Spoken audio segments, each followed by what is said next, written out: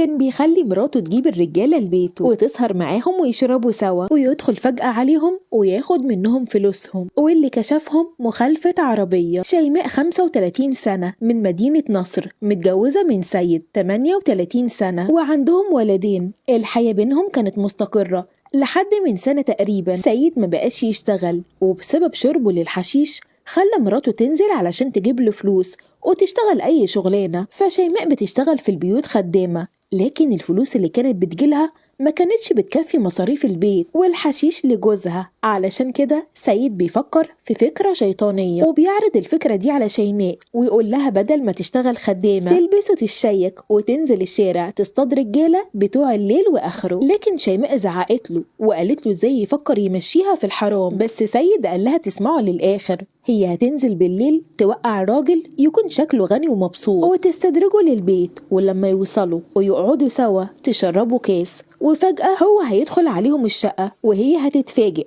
وتقول للراجل اللي معاها إن ده جوزها ورجع من السفر. ووقتها يقلبوا الزبون في الفلوس اللي معاه بدل الفضايح، وطبعا الزبون مش هيتكلم وهيديهم كل الفلوس اللي معاه. وفضل يقنع شيماء ان الشغلانه دي ما فيهاش مجهود وفلوسها كتير وحلوه، ولان شيماء كانت تعبت من شغل الخدم بتقتنع وتوافق، وبتلبسه الشيك وتنزل الشارع الساعه 1 بالليل وتقف على الطريق وتشاور لاي عربيه يكون شكلها حلو وفيها زبون شكله غني وتوقفه. وبعدها بتقوله انها كانت محتاجه تاكسي يوصلها للبيت. فالزبون لما بيلاقيها حلوه وبتتكلم وتضحك معاه بطريقتها بيعرض عليها يوصلها، وشيماء بتوافق وتركب معاه ويتكلموا سوا. وهي تقوله انها كانت عند صاحبتها ومروحه على البيت، ووسط الكلام بتقوله ان جوزها مسافر في شغله في شرم الشيخ وبيقعد بالايام هناك. وطبعا الزبون بيقع ويطب، ومن غير ما هو ياخد باله شيماء بيكون معاها الموبايل وبتبعت رسالة لجوزها